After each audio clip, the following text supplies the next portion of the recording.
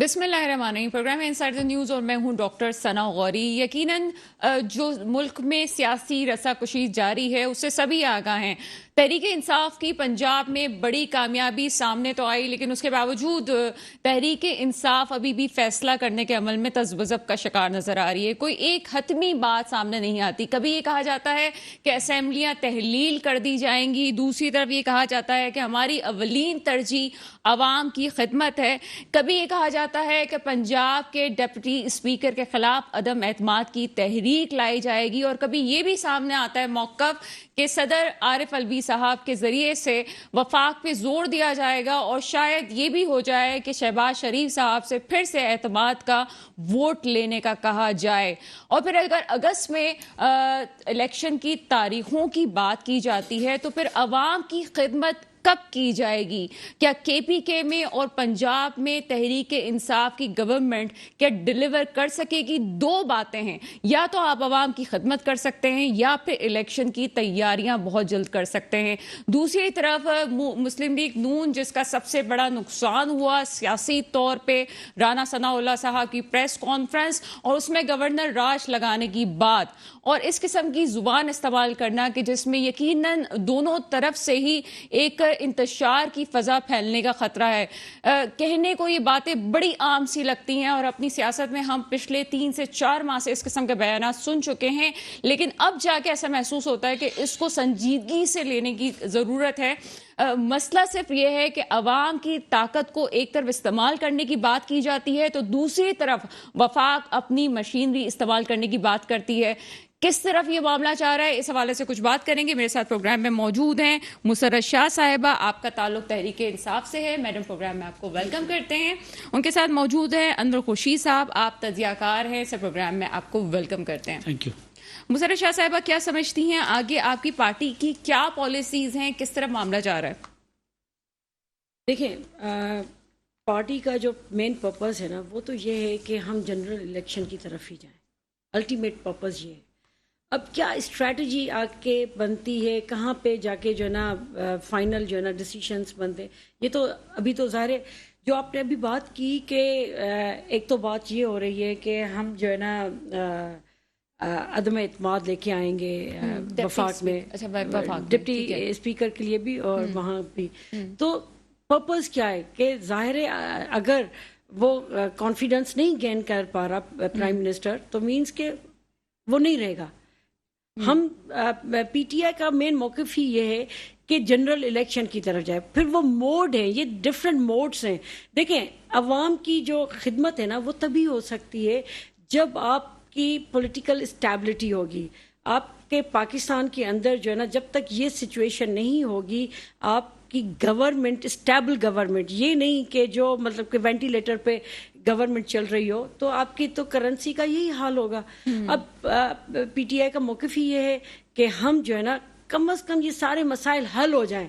ये नहीं कि कोई कहाँ पे लटका हुआ है, कोई कहीं पे अटका हुआ है, तो ये सारी चीजें बैलेंस मतलब इन द एंड जो चीजें जा रही हैं वो इलेक्शंस की तरफ ही जा रही है। आपका जो मेन पर्पस इलेक्शंस है, लेकिन इस वक्त जो मईशत की सूरत हाल है, आपको लगता है कि मुल्क इस बात का मुतमिल है कि इलेक्शन की तरफ जाया जाए? आप बात करने के बिल्कुल मूड में नहीं है इस वक्त? देखिए, इन हालात को अगर हमने लंबे अरसे तक इसी तरह ही चलाना है, इसी ही तरह चलाना है, तो फिर तो पॉसिबल ही नहीं है कि मुल्क जो है ना एक स्टेबल पोजीशन में आए। देखें, हालात पाकिस्तान के तभी मईशत जो है ना बेहतर हो सकती है जब पॉलिटिकल स्टेबिलिटी आएगी।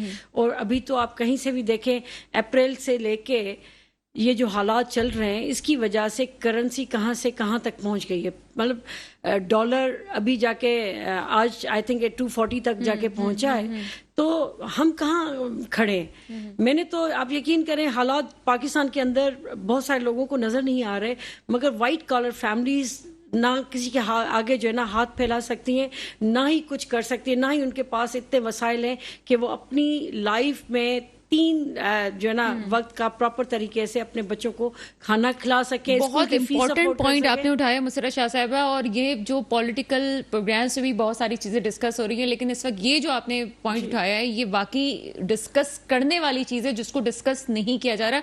इसको हम प्रोग्राम में आगे लेंगे। अनवर खुर्शीद साहब की तरफ चलते हैं। अनवर खुर्शीद साहब, क्या समझते हैं, सियासी मंजरनामा क्या कह रहे हैं? रहीम, یہ جو ابھی موجودہ حالات بنے ہیں پچھلے 3-3.5 ماہ میں، بیسیکلی ایسا ہونا نہیں چاہیے تھا، اور یہ پی ڈی ایم جو بنی اور انہوں نے جو یہ ایک ایسا طریقہ کار اپنایا، بے شک ہم اس کو پارلیمانی یا لیگل طریقہ کہیں، جو بھی ایک انہوں نے کیا ٹھیک ہے، لیگل تھا، مگر جس مقصد کے لیے، جو مقصد تھا جس کے لیے عوام ان کے ساتھ اتنا تھی، تو آپ مان گئے کہ قانونی تھا؟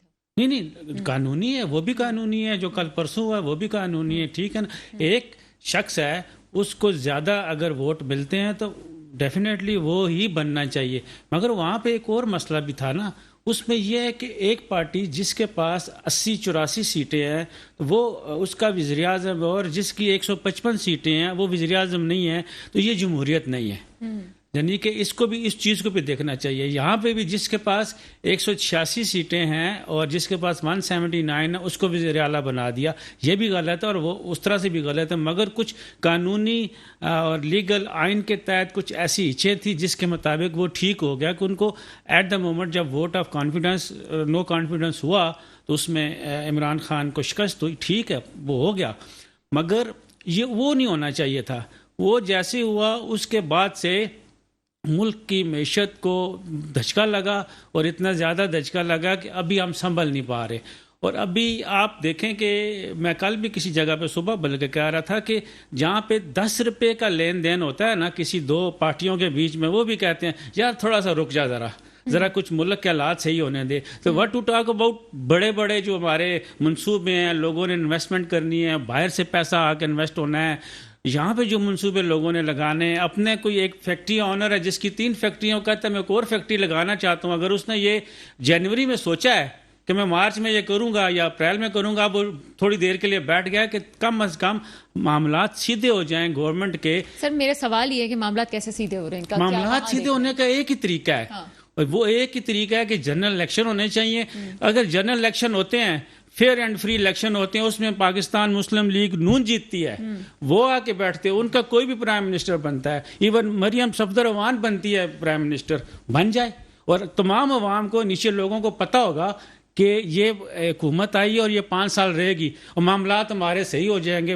ہر طرح سے ہمارے معاملات، ہمارے بینکوں کے کاروبار کے اوپر بھی یہی چل رہا ہے، باقی سٹاک ایکسچینج کو دیکھیں وہاں پہ کیا حالات چل رہے ہیں، باقی آئی ایم ایف بھی ہمارا ابھی کہہ رہا ہے کہ تھوڑا سا ٹھہر جاتے ہیں، جب تک معاملات صحیح ہوتے ہیں ہم آپ سے بات کرتے ہیں۔ آگے کس کی ابھی بات نہیں ہو رہی کہ وہ بھی یہ کہہ رہے ہیں جی جب تک آپ کی پولیٹیکلی اسٹیبلٹی نہیں آ رہی۔ سر ہماری 0% ٹالرنس نظر آ رہی ہے سیاسی معاملات میں، عام انسان کی بھی اور سیاستدانوں بھی۔ آپ کو کیسے لگتا ہے کہ کوئی کسی کی حکومت کو ایکسیپٹ کر لے گا؟ آپ کے سامنے ہے کہ پنجاب میں فیصلہ ہو گیا، ایون یہ کہ اداروں کے خلاف باتیں کی جا رہی ہیں کھلے عام۔ اس میں ثالثی کی ضرورت ہے، ثالثی کی ضرورت ہے۔ جو عمران خان ہیں انہوں نے اس کا انا کا مسئلہ بنایا ہو کہ میں چوروں کے ساتھ نہیں بیٹھوں گا، مگر آن دا ادر ہینڈ یہ پاکستان کی عوام ہے جنہوں نے ان چوروں ڈاکوؤں کو ووٹ دیے ہوئے ہیں، یہ تو عوام کا قصور ہے نا، وہ تو عوام کے ووٹ سے آئے ہیں۔ اب ان چوروں ڈاکوؤں کے ساتھ عمران خان کو بیٹھنا پڑے گا، ثالثی ہونی پڑے گی، ٹھیک ہے نا۔ اس میں یہ چور ڈاکو آپ کہہ رہے ہیں آپ، یا پھر یہی کوٹ کر لیں گے یہ عمران خان کے مطابق وہ یہ کہتے ہیں نا، اس لیے وہ وہی کہتے ہیں کہ میں ان کے ساتھ نہیں بیٹھوں گا کیونکہ یہ چور ڈاکو ہے۔ تو مگر آن دا ادر ہینڈ یہ لوگ بھی ووٹ لے کے آئے ہیں، اور ہماری اسی عوام کا، ہمارے 22 کروڑ کے اندر سے ان کے ووٹ ہیں، بے شک ان کے کم ہیں، مگر وہ ووٹ لے کے آئے ہوئے ہیں، اور عوام ان کو ووٹ مت دینا۔ عوام کو پتہ ہے اگر چور ڈاکو ہیں تو وہ ووٹ مت دیں، وہ ووٹ دیتے ہیں، وہ آتے ہیں، اور اس کی وجہ سے یہ جب آپس میں یہ بیٹھیں گی نہیں دونوں پارٹیاں، ابھی 2 ہی پارٹیاں رہ گئی ہیں نا، ایک پی ڈی ایم ہے اور ایک پی ٹی آئی ہے۔ پی ڈی ایم اور پی ٹی آئی اگر بیٹھتے ہیں اور بیٹھ کے کوئی فیصلہ کرتے ہیں، جنرل الیکشن کی طرف جاتے ہیں، اور جب الیکشن ہوتے ہیں آپ 2 پارٹی کہہ رہے ہیں، ایک طرف 11 جماعتیں، ایک طرف ایک بندہ کھڑا ہے۔ 11 نہیں 13 بے شک، وہ ایک پارٹی بن گئی ہے نبی نا، وہ ساری کی ساری ایک پارٹی بن گئی ہے، اپنے مفادات ہیں ان کے، وہ ایک پارٹی بن گئی ہے۔ ابھی میں کہاں سے وہ شروع کروں؟ نواز شریف صاحب کی باتیں جو بے نظیر کے لیے تھیں، اور ذوالفقار علی بھٹو کی سے شروع۔ نواز شریف صاحب بیچارے لگ رہے ہیں اس وقت تھوڑے سے؟ وہ بیچارے نہیں، بالکل بیچارے نہیں، بے بس لگ رہے ہیں بالکل۔ ان کے پاس کوئی کچھ کہنے کو کرنے کو کچھ نہیں ہے، اپنی پاکستان مسلم لیگ نون کی گورنمنٹ، پاکستان مسلم لیگ نون کا وزیر اعظم وہ اپنے گھر نہیں آ سکتے. مجھے دوسرے گیسٹ کی طرف جانا ہے، لیکن آپ سے ایک کوشچن پوچھنا ضروری ہے، بات یہاں پہ آئی. تو مجھے یہ بتائیں کہ یہ آپ کو لگتا ہے کہ شہباز شریف صاحب کی پالیسیز غلط ثابت ہوئی پارٹی کے لیے؟ کون سی والی؟ یہ گورنمنٹ میں آنے کی، اور انہوں نے اپنے بھائی کی بات نہیں مانی. مجبوراً آیا نا، ان کو دھکیلا گیا. وہ دیکھو وہ نہیں آنا چاہتے تھے، ان کو دھکیلا گیا. ان کو پیچھے سب سے بڑا دھکیلنے والے پاکستان پیپلز پارٹی ہے، اور اس کو چھوڑ ایسی قوتیں جس نے ان کو دھکیلا یہاں پہ لایا. اور جنہوں نے ان کو لایا ان کے پاس کوئی چوائس ہی نہیں تھی، کوئی دوسری چوائس نہیں تھی. کیوں کہ اس سے پہلے ہوتا رہا کہ مارشل لا لگ جاتی تھی یا کوئی کیئر ٹیکر گورنمنٹ آتی تھی، حکومتیں توڑ دی جاتی تھی. وہ نہیں ہوا. جو بھی اقدام ہوئے ہیں وہ سارے کے سارے جمہوری ہوئے ہیں، اور ابھی تک جو چل رہا ہے یہ جمہوری چل رہا ہے. تو اس لیے شہباز شریف کو لایا گیا. زرداری صاحب آ جاتے ہیں. وہ اصل میں پھر وہاں پہ مسئلہ تھا نا، ان کی سیٹیں 50-55 تھیں، ان کی سیٹیں 84-85 تھیں. تو یہ پھر یہ بھی اس طرح سے میجارٹی میں تھے. اور وہ زرداری صاحب تو کھلاڑی ہیں، وہ بہت بڑے کھلاڑی ہیں. انہوں نے پاکستان مسلم لیگ کو مروایا اور ان کے ووٹ بینک کم کیا، اور پیپل پارٹی کا ووٹ بینک بڑھے گا. اچھا جناب تو پھر تو پیپلز پارٹی والوں سے بھی بات کرنی چاہیے. مسرت نیازی صاحبہ پیپلز پارٹی سے ہمارے ساتھ ہوں گی، لیکن یہاں پہ ایک بریک ہے. بریک کے بعد مسرت نیازی صاحبہ سے بھی بات کرتے ہیں.